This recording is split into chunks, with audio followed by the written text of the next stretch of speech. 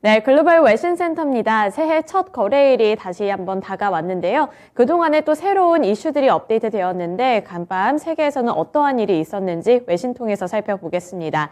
첫 번째 기사 내용 함께 살펴보시죠.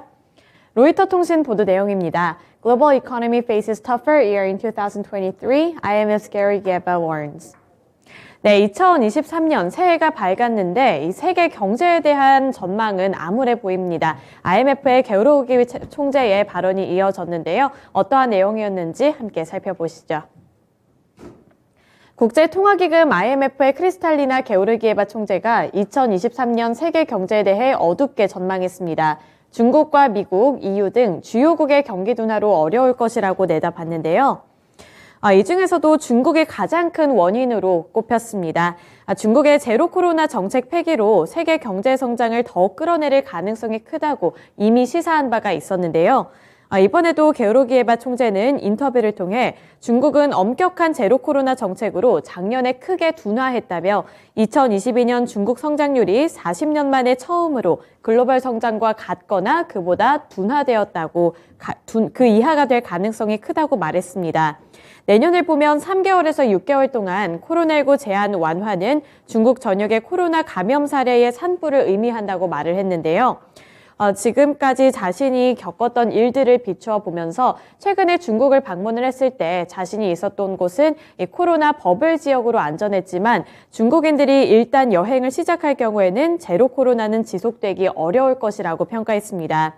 향후 몇 달 동안 중국은 어려울 것이고 중국 성장에 대한 영향은 물론 지역과 글로벌 성장에 대해서도 부정적인 영향을 줄 것이라고 봤는데요.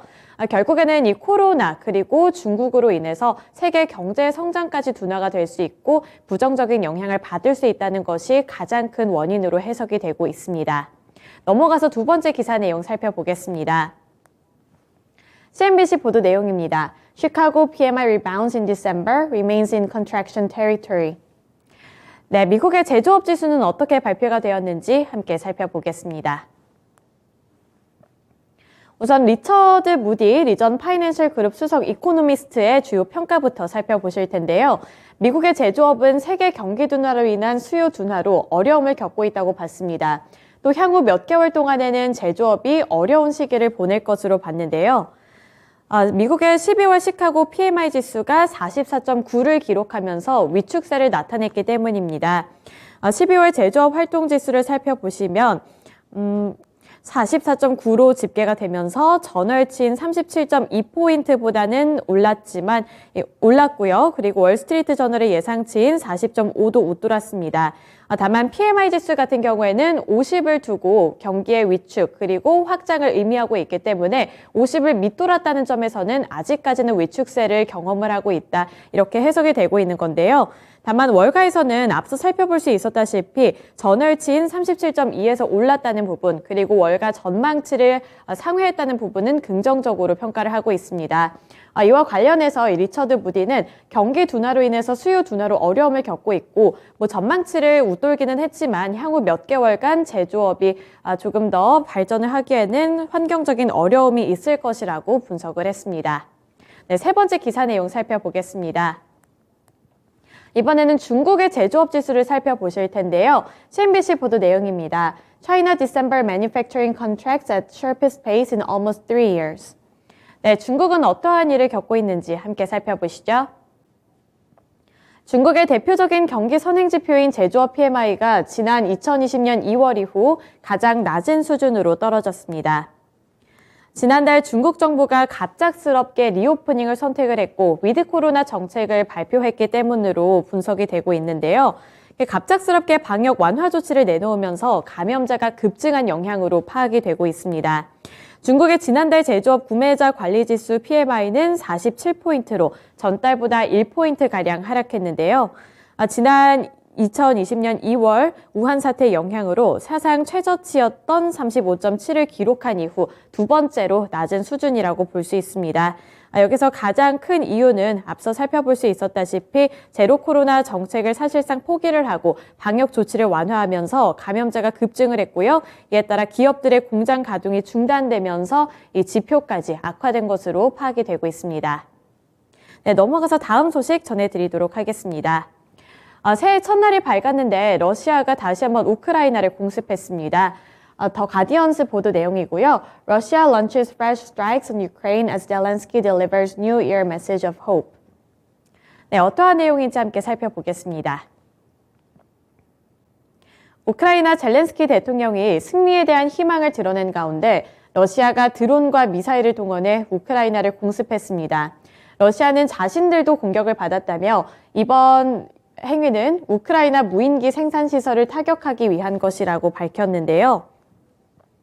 현지 시간 1일을 기준으로 새벽 우크라이나 수도 키이우 등지에는 이란산 자폭 드론인 샤헤드를 활용한 러시아군의 공습이 펼쳐졌습니다.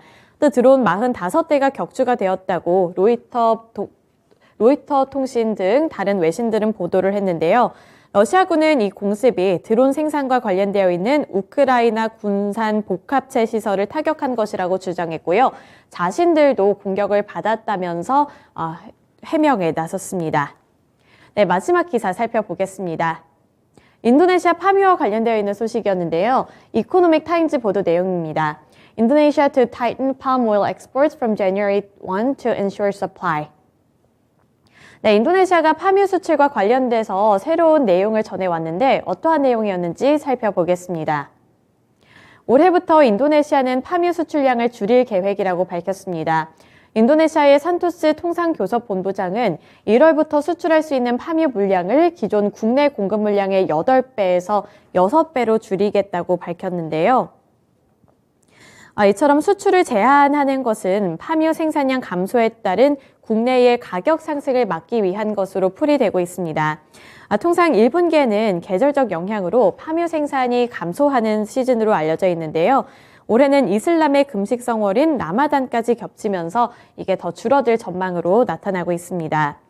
세계 최대 파묘 생산국으로 알려져 있는 인도네시아는 작년 내내 1년 동안 파묘 수출을 놓고 규제 강화와 완화를 반복하면서 가격을 조절해온 바 있었는데요.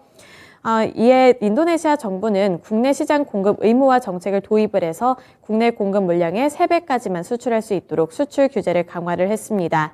하지만 가격이 내려가지 않으면서 지난해 4월에는 수출을 완전히 금지하기도 했었는데요. 하지만 다시 한번 이렇게 수출 규제 강화 정책이 나오면서 업계에서는 우려의 목소리가 나오고 있습니다. 이번 조치에 대해 에디 마르토노 인도네시아 파묘협회 사무총장은 정부의 예측과 다르게 파묘 생산량이 줄어들지 않게 될 경우에는 파묘의 원료가 되는 기름야자 열매 재고가 다시 쌓이게 되면서 농가만 피해를 볼 수도 있다고 밝혔습니다. 파묘 수출과 관련돼서 새해부터 다시 한번 수출을 막기 시작했는데 이와 관련해서 관련 종목들 함께 살펴보시면 좋겠습니다. 네, 이렇게 5가지 외신 뉴스들 함께 살펴봤고요. 지금까지 글로벌 외신센터였습니다.